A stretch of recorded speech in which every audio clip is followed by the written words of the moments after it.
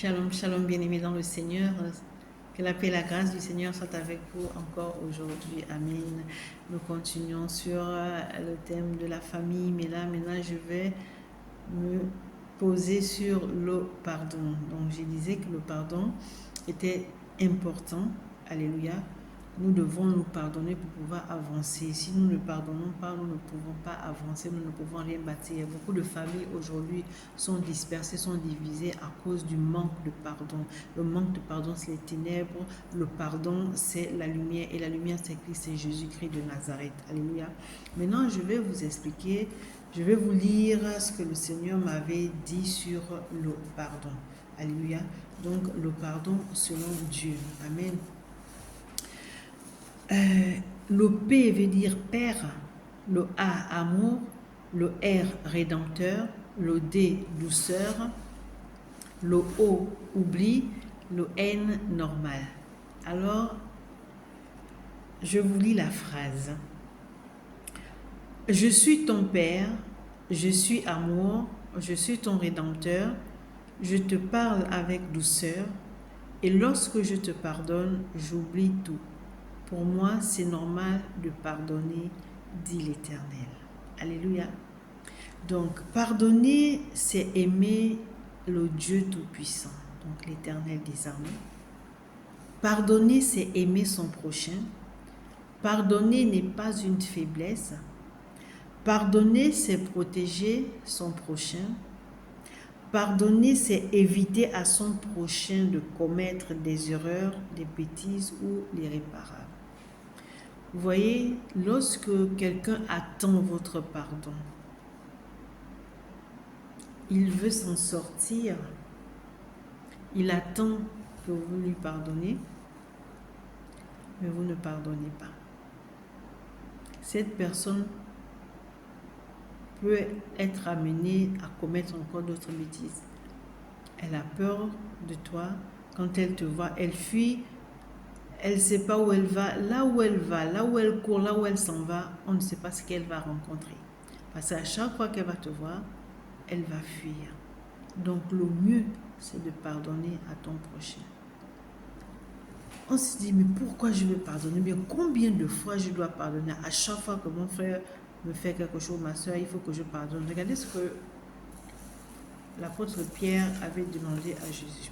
Il dit, alors Pierre s'approcha de lui et dit, Seigneur, combien de fois pardonnerai-je à mon frère lorsqu'il péchera contre moi?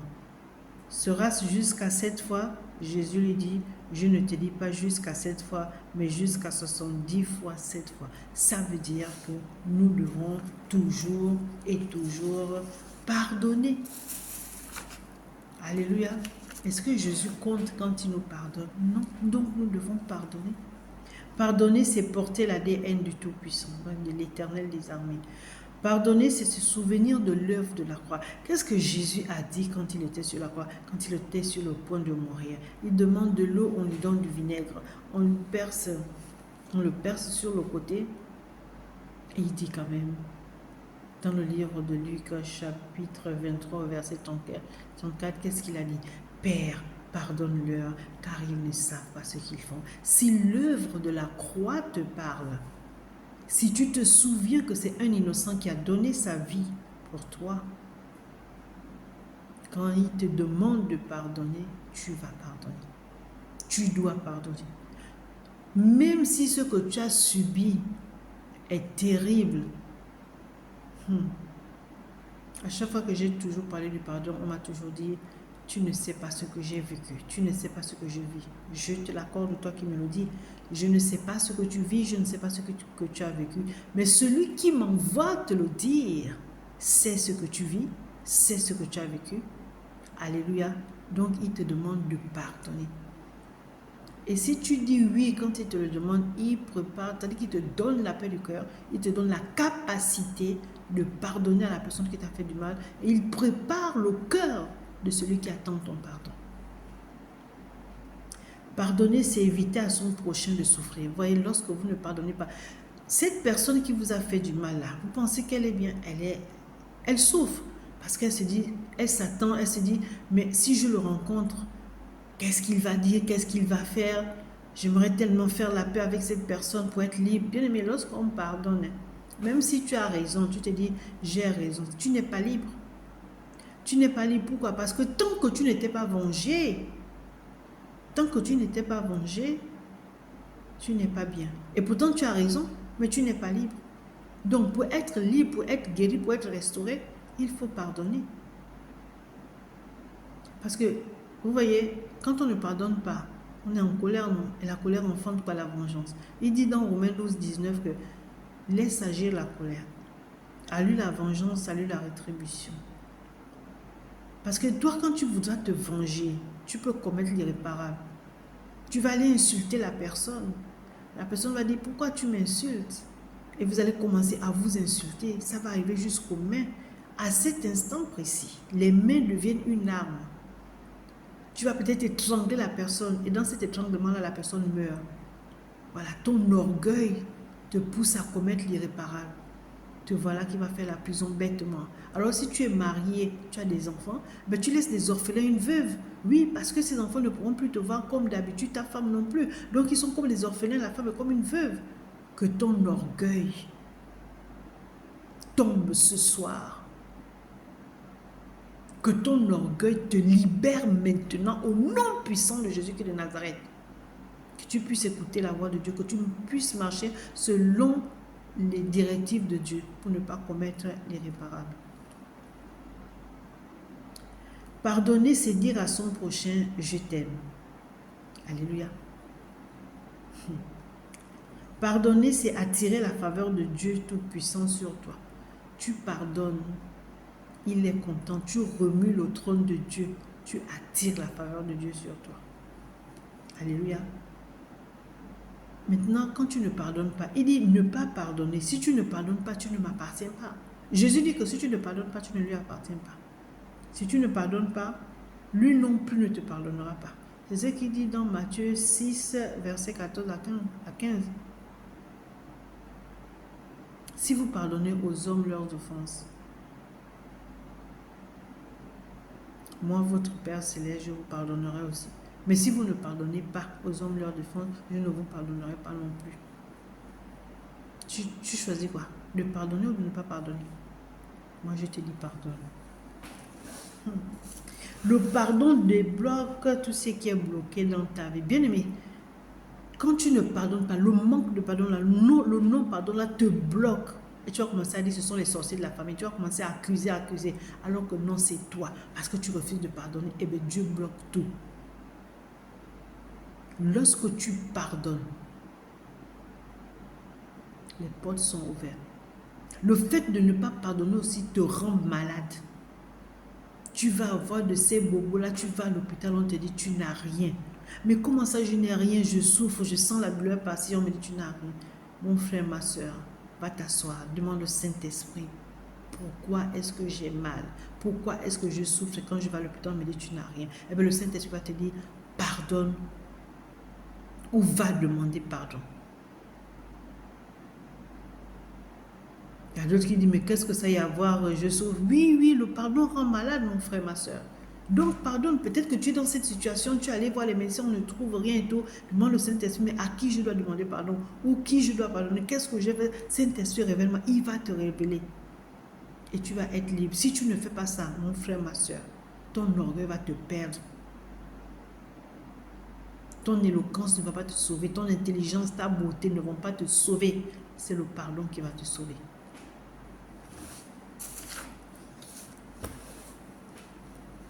Écoute ça.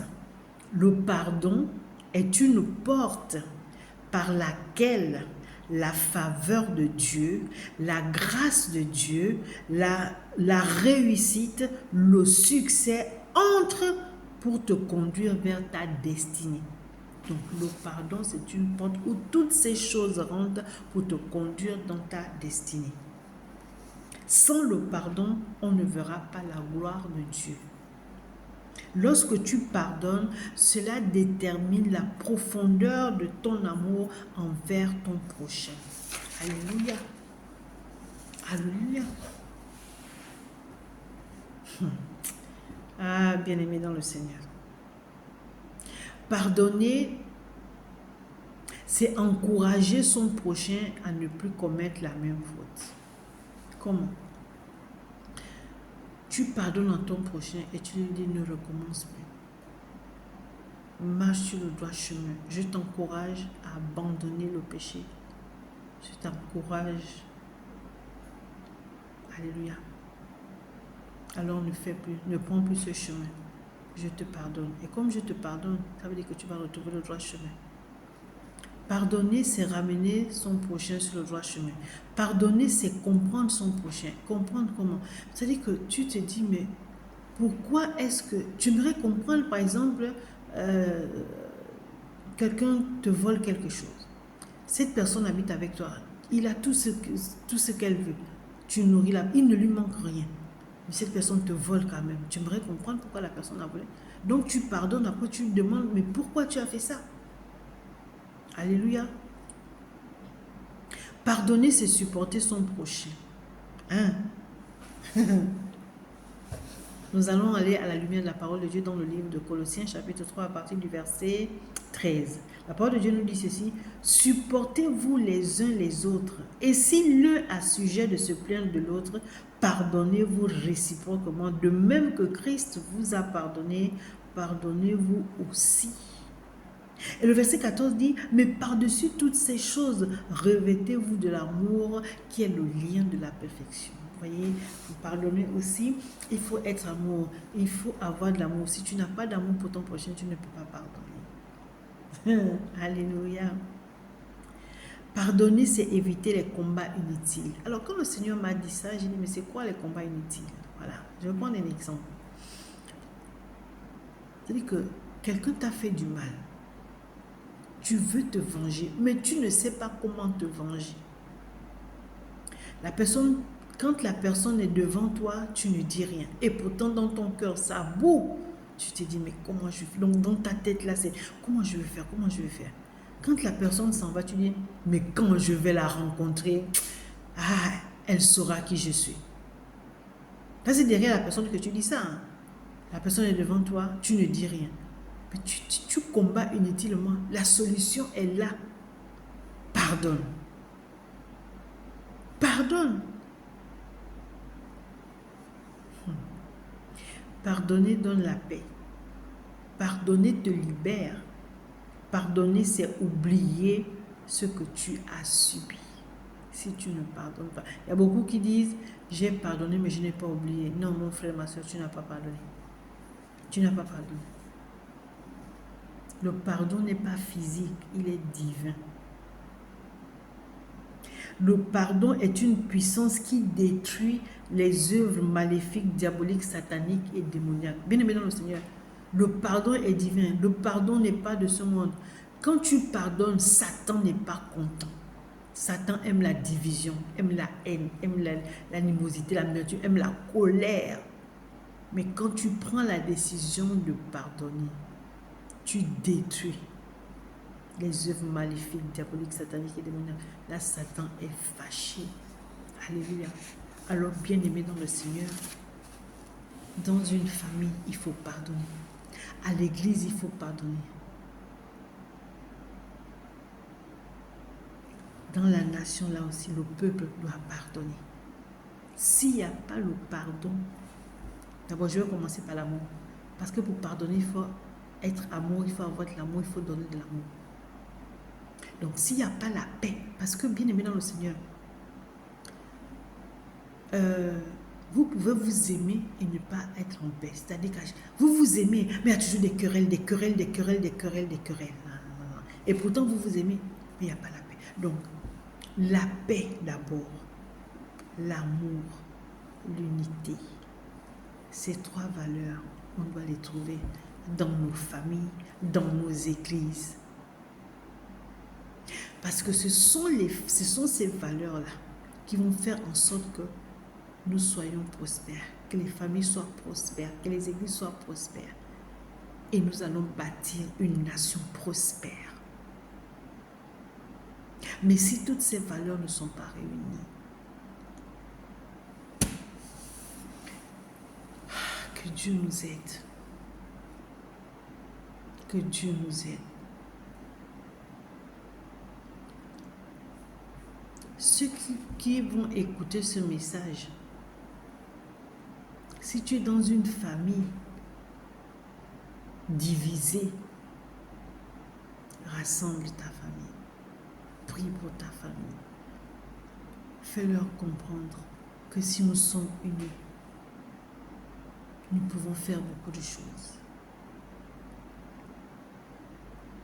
Nous n'en avons pas marre de vivre dans la précarité parce que nous sommes divisés. Il y a certains qui vivent très bien et il y a d'autres qui sont d'une pauvreté extrême. Alors que vous êtes même père, même mère. S'il y avait la paix, s'il y avait l'amour, si vous étiez unis, il n'y aurait pas ce décalage-là.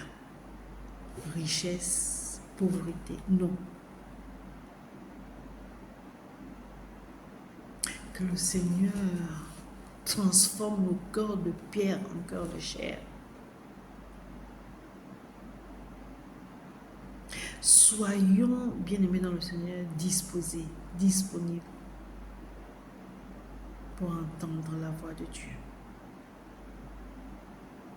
La parole de Dieu nous dit que heureuse la nation dont l'Éternel est Dieu. Donc ça veut dire que si la nation là n'est pas de Dieu, n'appartient pas à Dieu, on ne peut pas être heureux. Celui qui bâtit sans Dieu bâtit en vain. Si nous ne le bâtissons pas avec Dieu, tout ce que nous faisons là, ce n'est que feu de paille.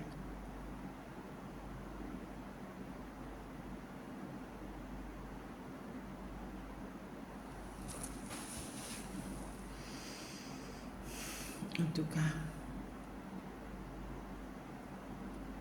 nous pouvons changer les choses. Tout part d'une décision. Tout part d'une décision. Si véritablement nous appartenons à Dieu, Dieu il est amour, son nom c'est amour.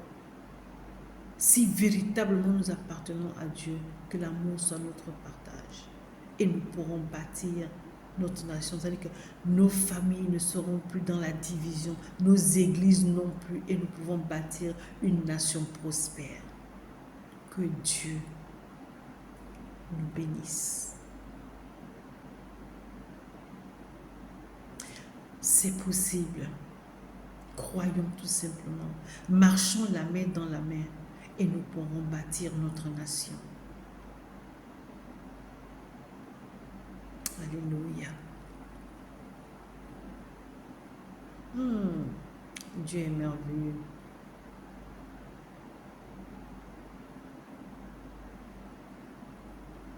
Dieu est merveilleux.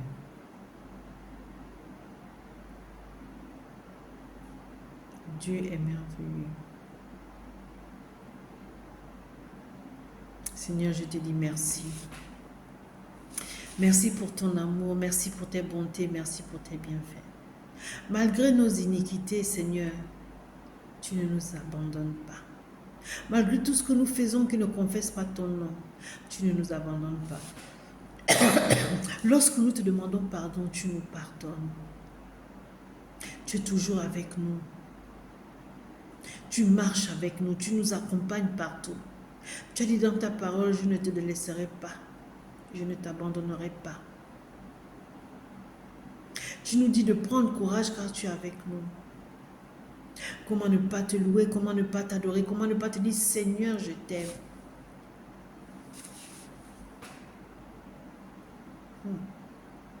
Comment ne pas te dire Seigneur, je t'aime. Pendant que nous étions dans la boue, rejetés, humiliés, il t'a plu, Seigneur, de nous sortir de la boue, de nous laver, de nous établir et de nous donner des missions. Qui d'autre pouvait le faire si ce n'est toi? Comment ne pas te louer? Comment ne pas te louer, Seigneur? Pendant qu'on nous disait, hé Seigneur, tu ne feras rien de bon dans ta vie. Hé,